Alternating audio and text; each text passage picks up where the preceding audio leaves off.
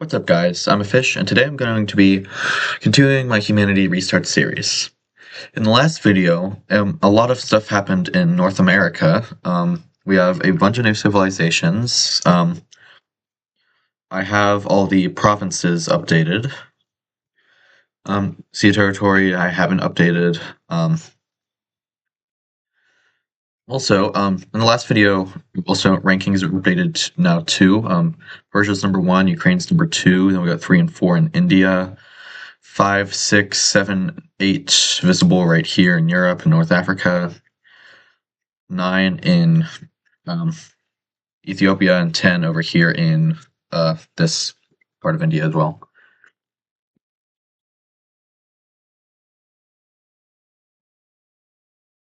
In the last video, so a new thing I forgot to bring up that I made was, let me find it, trade routes. So there are two types of trade routes, those being sea routes and land routes. So every continuous color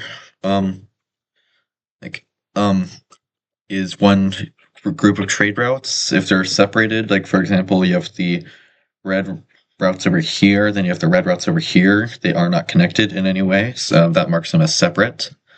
Also, one is sea, one is land.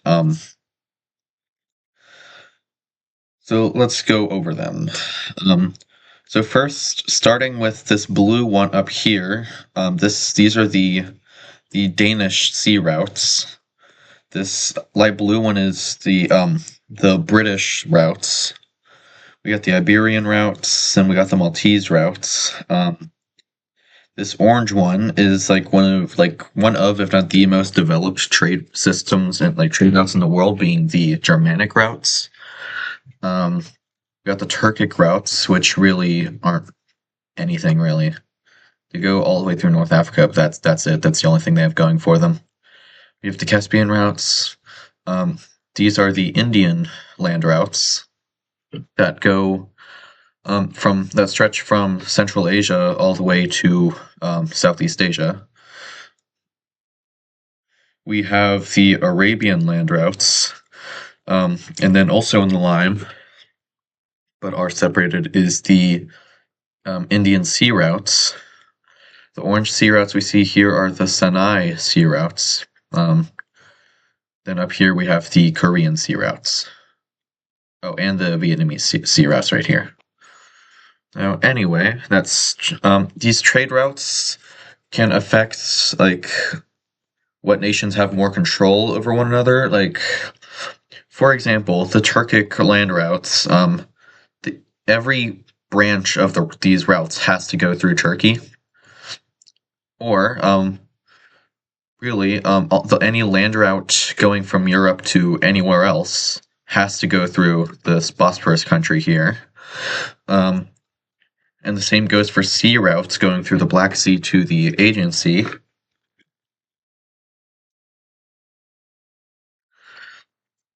And since these trade routes affect control, that means they also affect wars. So, for example, maybe Ukraine would be inclined to take over this country right here, possibly, so they could control the Bosphorus Strait. So anyway, let's get into the events of today's episode. So the first event in this episode is going to be a war from South India. In the last video, they invaded Somalia here and got a small colony. Also, this war in Cambodia finally finished last episode. But anyway, actually staying right here, South India is going to be invading the only country on this western coast that isn't part of the Triangle Alliance, being Thailand. Now, before there can be actual land invasions, because they don't share a border, it has to be a sea invasion. So we're going to hop over to sea territory. It's the wrong tool. South India, I'm going to point out, has a very strong navy. They're not focusing on army, like land army, as much as they are focusing on navy, because of their mass colonization. They are creating the idea of colonization. I sure hope that doesn't have some detrimental effects on the world later. Anyway, so ships stationed in these islands here are going to immediately um, fight in these waters around the capital, taking control of all of this water. So, which allows land troops to go through this water and make a landing in the capital city of Thailand. From there, these forces are going to move up the coast. These forces are going to move up the coast and take all of these major cities right here and hold a defensive line against Thailand. Meanwhile, in the south, there's going to be more naval scrimmages. There's going to be more naval battles, which will allow soldiers to go from this part of Indonesia here and land in this major port city, immediately taking all of the surrounding land and pushing up the peninsula. Thailand isn't. Yeah, they've already lost a good portion of their country. They're not really going to be able to fight back very well, since this invasion was completely unexpected. They didn't think South India would go after them. They didn't consider in the realm of possibilities, which is why they never joined the Triangle Alliance, which we can see ended poorly for them. Now let's look at this peace treaty. So as we can see in the peace treaty, full annexation was the only option, which right now this gives Cambodia a lot more sea control, like a lot more control over the sea in this small area, because South India doesn't have any ships over there yet. Because to get ships over there, they'd have to go through Malaysia, which Malaysia is not going to let happen. But this invasion is going to it's going to alert neighboring countries of just how aggressive South India is. So we're going to be having more people join the Triangle Alliance. And one of these new members is going to be Cambodia. Except not pink Cambodia. The tiny green Cambodia that got destroyed by the other Cambodia last episode. Now, the way the Triangle Alliance works is for a new member to join, every other member has to agree. So, obviously, the green country isn't going to let the pink country join, because they hate them now, which leaves East Cambodia alliance-less, which puts out a big risk from invasion in future episodes. There's also going to be another new member joining, which is going to be this country right here. So for the next event in this video, we're going to be taking a look at Transjordan over here. So this region this country was formed when it broke away from Turkey 2 episodes ago. But it's not a very stable country. If you look at the religion map, it is split between 3 major religions, being Turkey's religion, Persia's religion, and the Blue Team's religion. So, the nation is going to be split into 3 parts.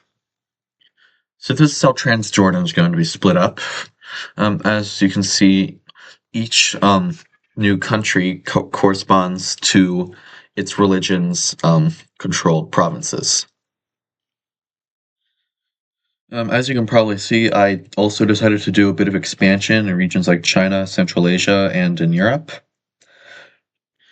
But now we're going to jump back to the Americas for a second. You see, last video, Florida here got destroyed by Carolina and Mississippi. So they are going to look south for more expansion. So they're going to start by discovering the Bahamas and Cuba.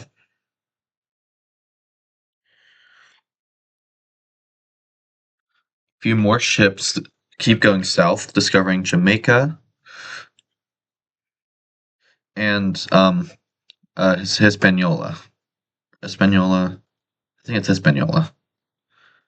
Whatever. This island right here.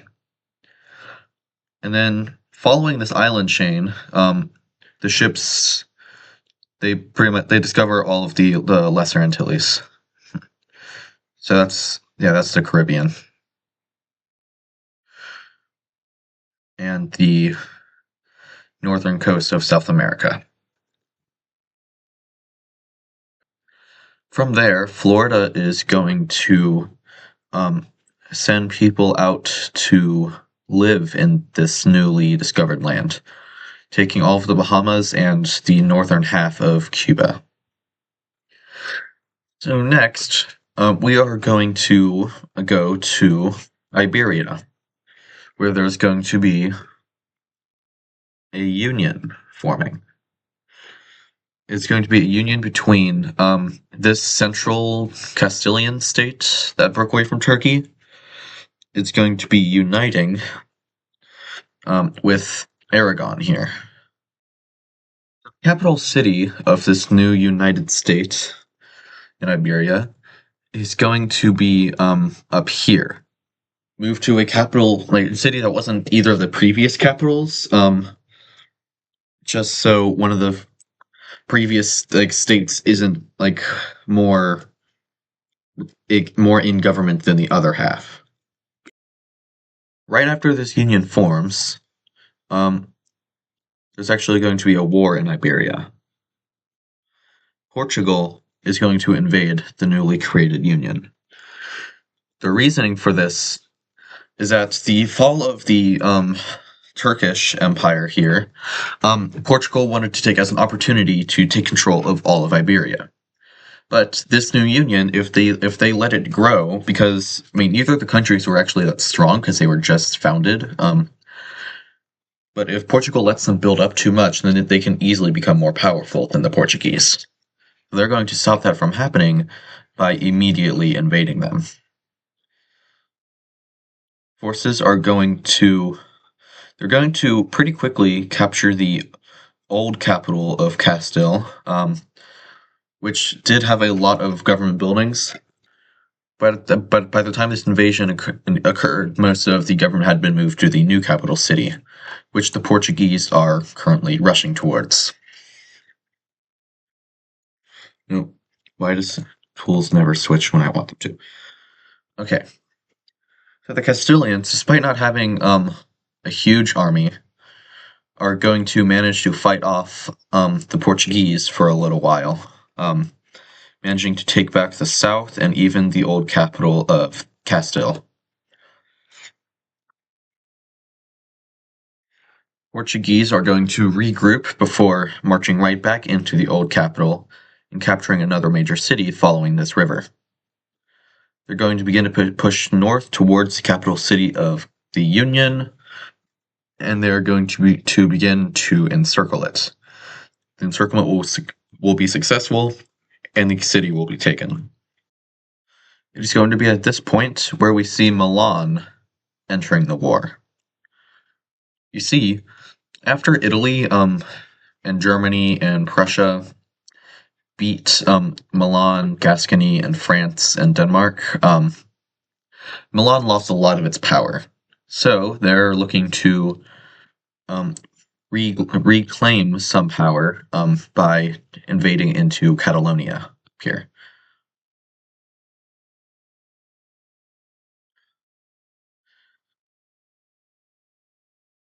And pretty quickly, we're going to see a third power get involved, being North Africa.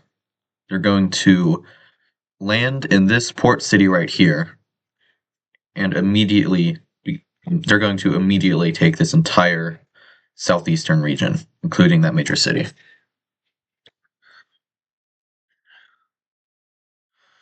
Portuguese are going to take all of this southern region right here, and at the same time push north and follow the Galician border, and taking all of this land because the Union army is now uh, pretty much defeated. And with three nations now invading them, they know they are not going to win. So it's going to be at the fall of this major city right here, where the Union is going to decide to make peace with these three invaders. So first in this peace treaty, Aragon and Castile are going to be split up once again, and Portugal will be annexing all of Castile. Next, we're going to see Milan claiming all of this northern region near Catalonia.